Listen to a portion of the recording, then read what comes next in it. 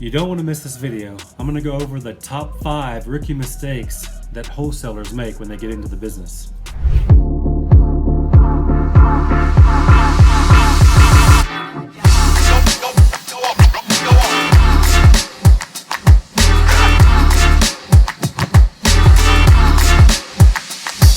Hey, what's up guys? Graylan Stewart here, virtual wholesaler and entrepreneur. Today I'm going to go over the top 5 rookie mistakes that I see newbies get into the business of wholesaling making. And these are, there's a ton of mistakes out there I've made over time when I started. So hopefully these 5 will help you avoid, potentially avoid some of these things. But obviously there was probably a good 15 to 20 that I actually wrote down. And I just narrowed it down to the top 5 that I think are most important to actually bring you money at the end of the day, okay? And I've got these written down, so top 5, okay? Here we go. So number 5, I'm going from the least important to what I feel is like the number 1 thing that you should make sure you do or avoid, okay? Obviously, I've talked about it in many videos before. It's analysis paralysis, you guessed it, okay? Why do I think that's super important? Because you can learn forever and ever and ever. If you don't end up doing something without that knowledge, it's basically pointless, okay? So just get going. Take action. Take the steps forward to start doing something, okay? Because productivity, activity, all that stuff leads to a paycheck. So without doing something, you have nothing really, okay? So analysis paralysis.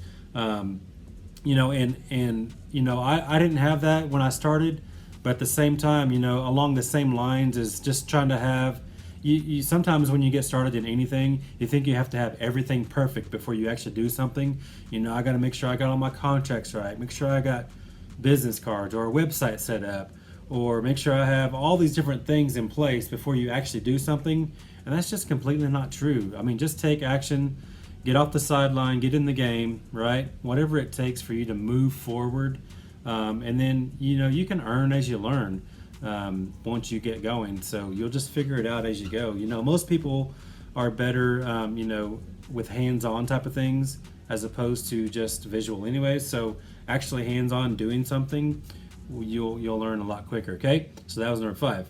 All right, so number 4, the biggest misconception out there, in my opinion, the 4th mistake that wholesalers try to make is building a big buyers list. You don't have to have a big giant buyers list, and not initially at least. People think that you have to have all these buyers before you ever get a deal, and that's just not true. If you truly have a deal, you're out there, hustling and talking to sellers, and you got a deal or 2 under contract. If you actually have a good deal, buyers will come out of the woodworks to find your deal because they want it, okay? I've done videos on this before too. How what we have is the gold, and buyers want that gold because they need what you have, okay? So if you truly have a deal and it is a deal, then you're gonna have buyers. So don't worry about that. So don't waste your time building this giant buyers list before you get started and get going, okay? So that was number 4, which is very important, okay? Number 3, so once you're negotiating with sellers, okay, it's super important to ask questions. So the third biggest mistake is not asking enough questions, okay? Because more and more questions leads to pulling out that motivation from the seller, okay? And also, when you are negotiating with the seller and you are pulling out that pain, asking more questions, it's just more like even if you don't know what to say, oh really? Okay, tell me more. It's just stuff like that. You just get them to talk you more, and they're going to tell you more about their situation and where they're at, and just pull that out by asking more questions. But also, don't forget to be sure to anchor low. That's kind of along the same lines of asking questions, because you ask more questions about the property itself. That's just justifying your low offer that you're about to give them. Okay, so that was number 3. All right. So the second biggest thing that I'm seeing that most wholesalers, even seasoned wholesalers, don't necessarily really understand this all the way, in my opinion. But especially newbies, if you can grasp this starting out and really understanding, okay, so the second thing is just understanding needs versus wants. Okay, needs to sell or wants to sell. Okay, you kind of have to have both, but at the same time, they could need to sell all day long. When you're looking at distressed properties, obviously you see this property in distress, it's falling apart, or you see a list of sellers that are on a tax delinquent list, for example. Obviously they need to sell. Okay, they should have the motivation there because they have all the signs of a distressed property. Okay, but what you don't understand is want to sell. They have to want to sell still. I mean, they could need to sell all day. Like I said, they're going through divorce. Now they've got 2 mortgages, or there were 3, because the husband and wife got the one together and then they have their own.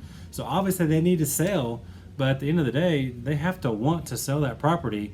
Maybe the husband would rather go foreclose on the house because he doesn't want to help his ex-wife, so he doesn't really want to sell, even though they need to. Okay. So, I mean, that's huge to me, in my opinion. That's why I have it on number 2 on my list. And I want to spend more time on that because it is super important to me.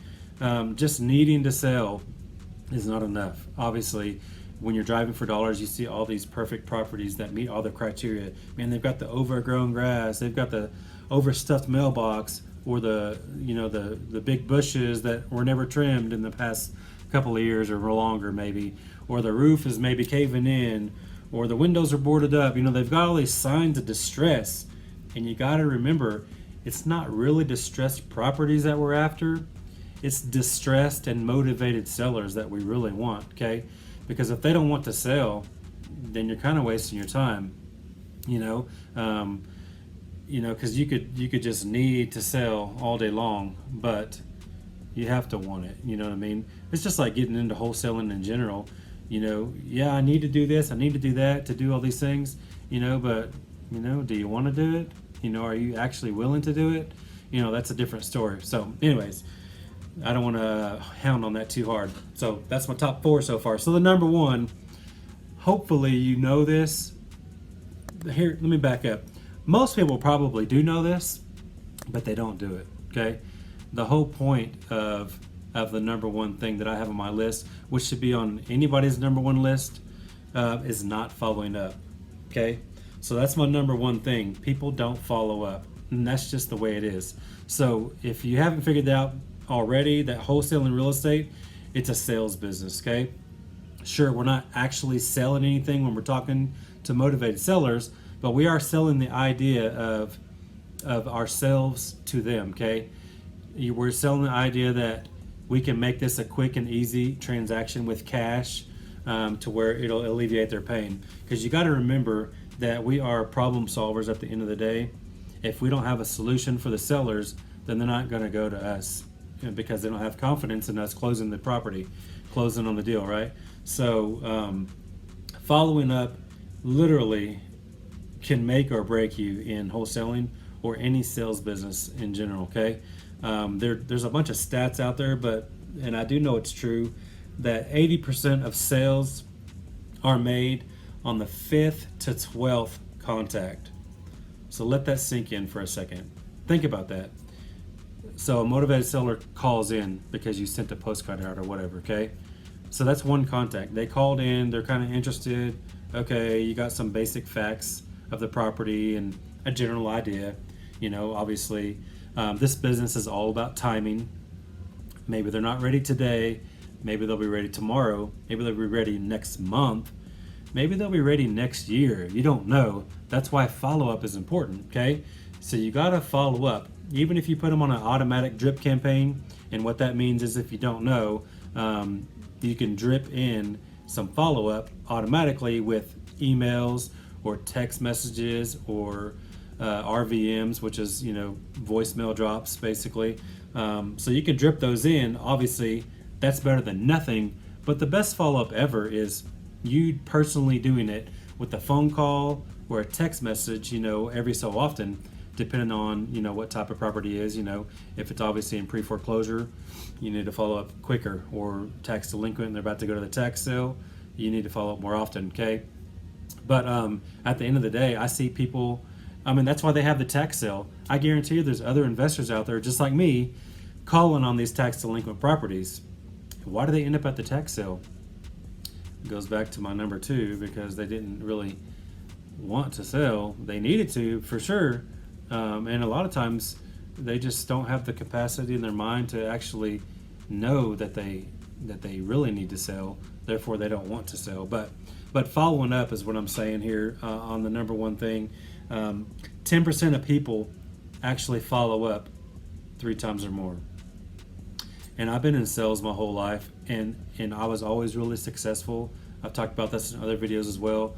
I was in Yellow Page sales for years and years, and I was always number 1 in our office, in our local office, every single year, every single month. And I was always top 2 or 3 in the entire company. Every year I was there for 8 years. And the main reason was, everybody was always asking me too, like, what's your secret? What do you do so different? And I was just like saying, I actually work. I actually follow up with the people that I contacted. You know what I mean? It's like all those little things. It's always the little things that can take you from 1 deal to 10 deals a month, or maybe from 10 deals to 20 deals, or whatever it is. It's always little tweaks in your business. So you always have to be learning, honing your skills.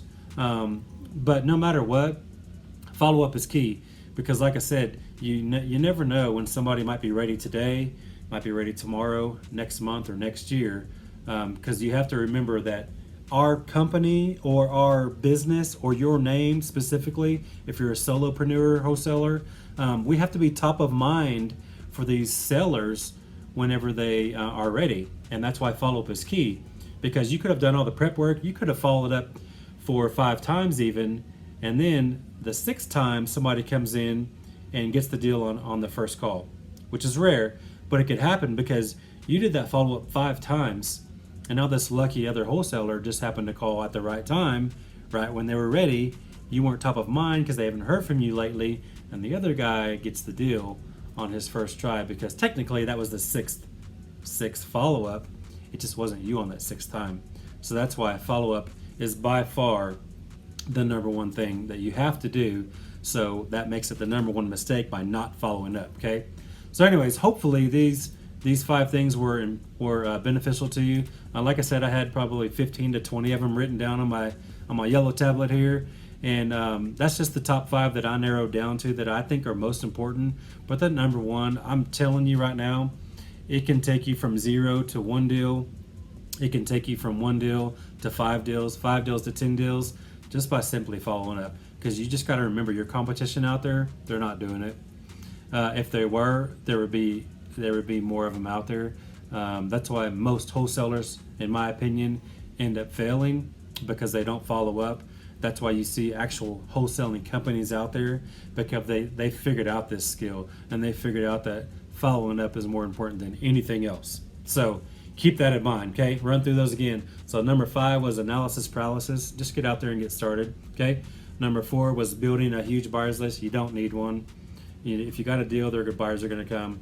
Number 3 was not asking enough questions and remembering to kind of anchor low, but asking questions to pull out that motivation, okay? Number 2 was understanding need versus want. People can need to sell all day, but do they want to? Because at the end of the day, they have to want to sell to actually sell to you. And then number 1, by far, like a huge gap by far, is following up, okay? So keep those 5 in mind and definitely do those, implement those, avoid those, but turn them around to positives, right?